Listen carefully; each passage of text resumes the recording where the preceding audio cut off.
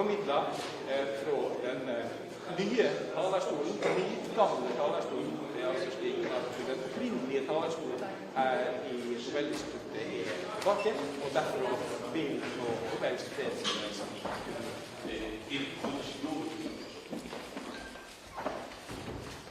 Good morning.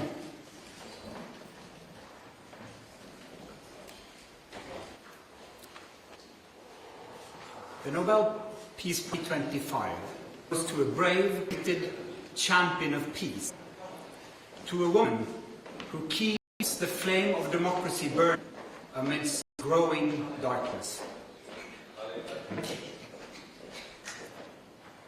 The Norwegian Nobel Committee has decided to award the Nobel Peace Prize for 2020 to Maria Corina Machado.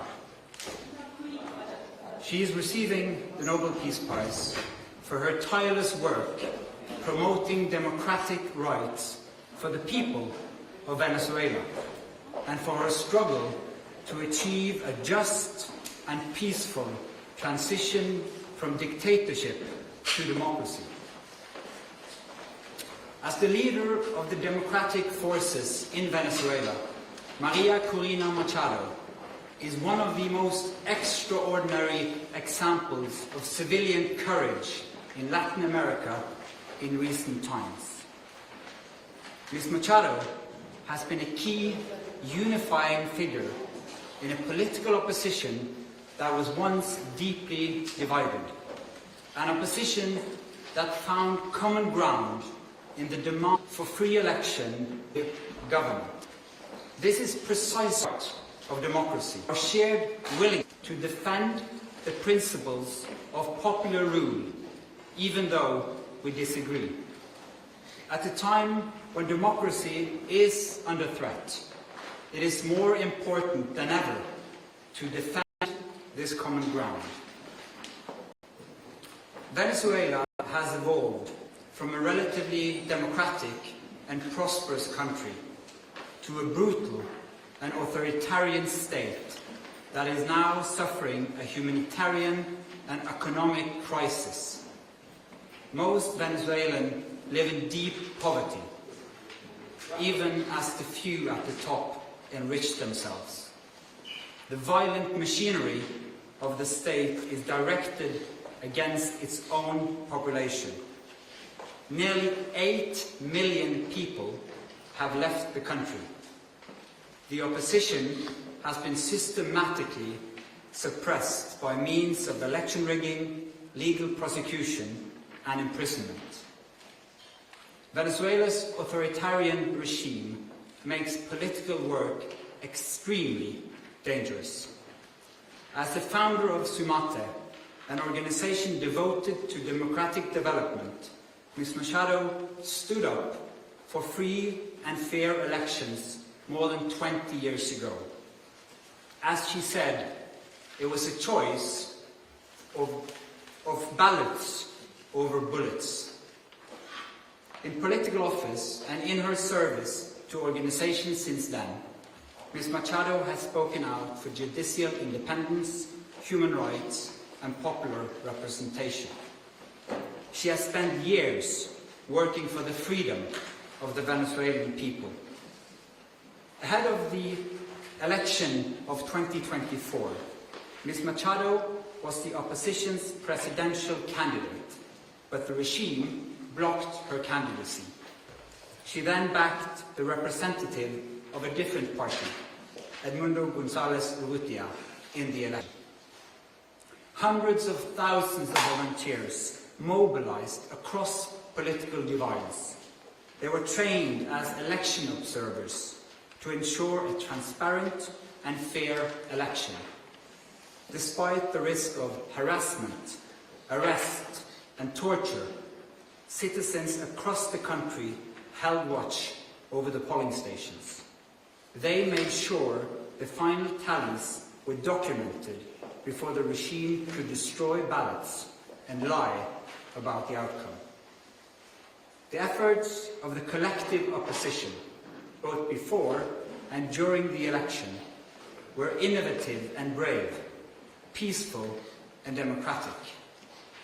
The opposition received international support when its leaders publicized the vote counts that had been collected from the country's election districts, showing that the opposition had won by a clear margin.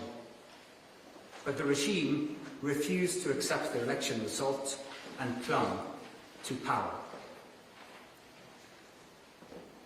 Democracy is a precondition for lasting peace.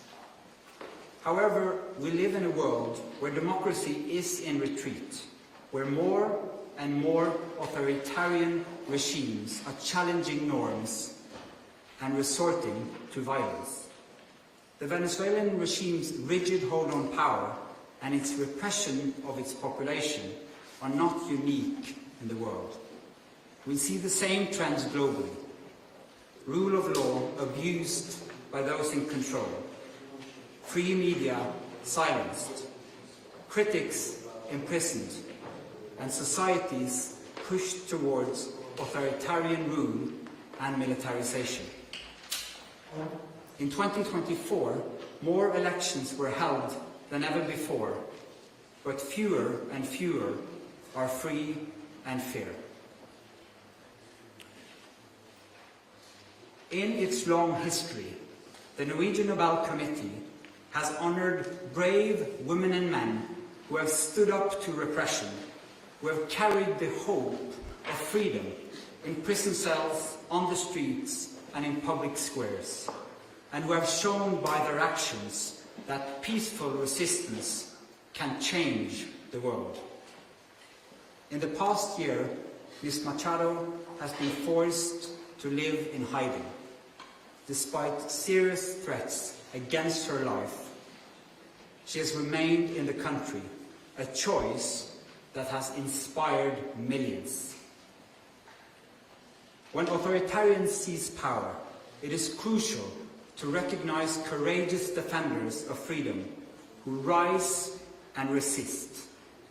Democracy depends on people who refuse to stay silent, who dare to step forward despite grave risk, and who remind us that freedom must never be taken for granted, but must always be defended, with words, with courage, and with determination. Maria Corina Machado meets all the three criteria stated in Alfred Nobel's will for the selection of a Peace Prize. She has brought her country's opposition together.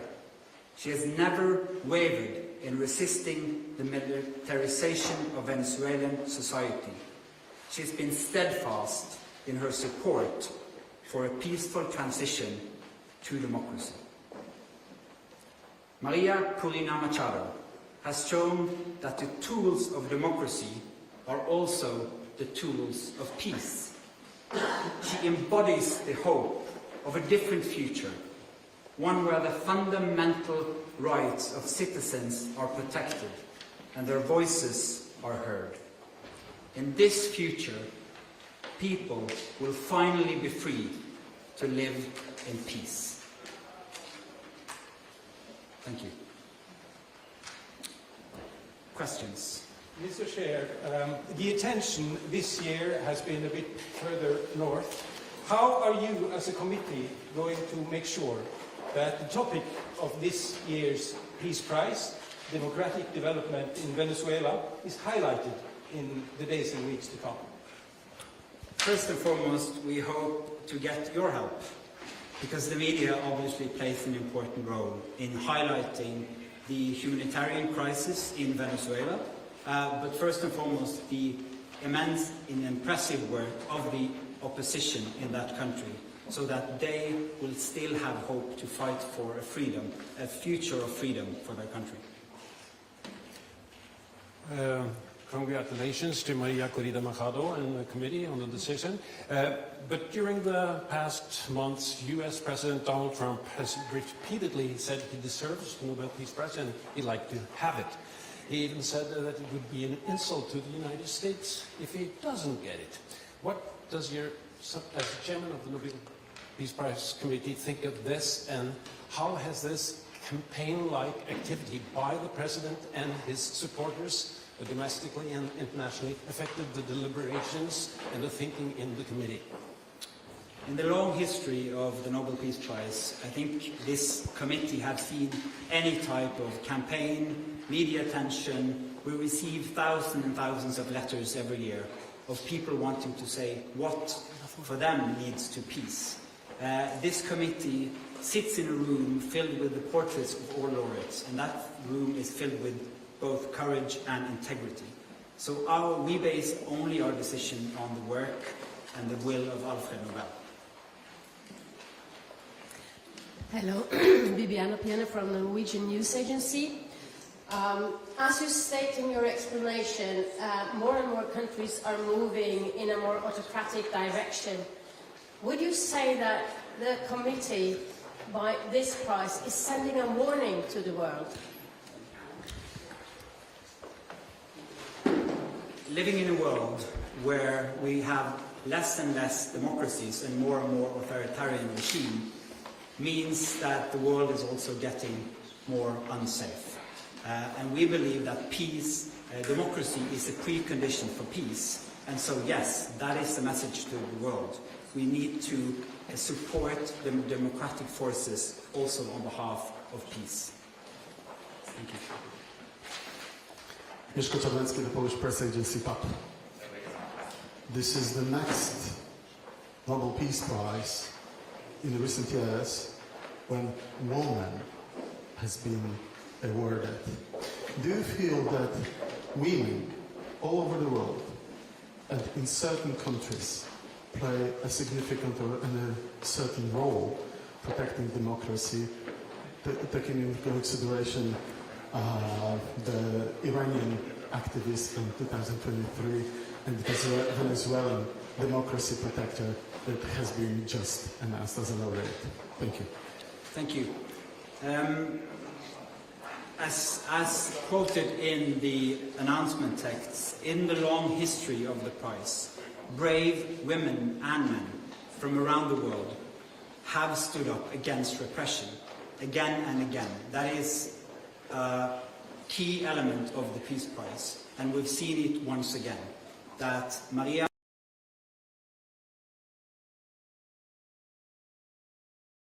of 2024 was incredible, and it gives hope to an entire country.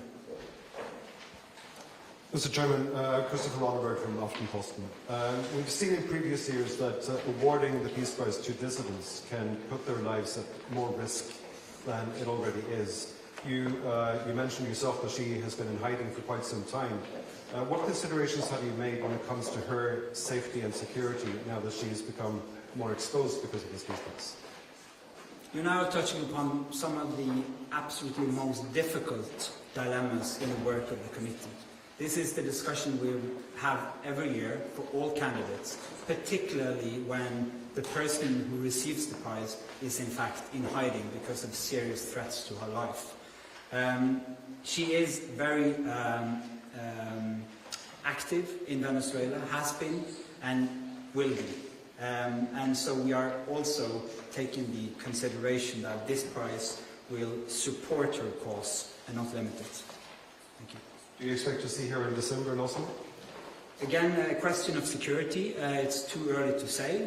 We always hope to have the laureate with us in Oslo, but this is a serious security situation which needs to be handled first. Thank you. Then I'll say thank you so much for your questions. Thank you for coming. We will have individual conference.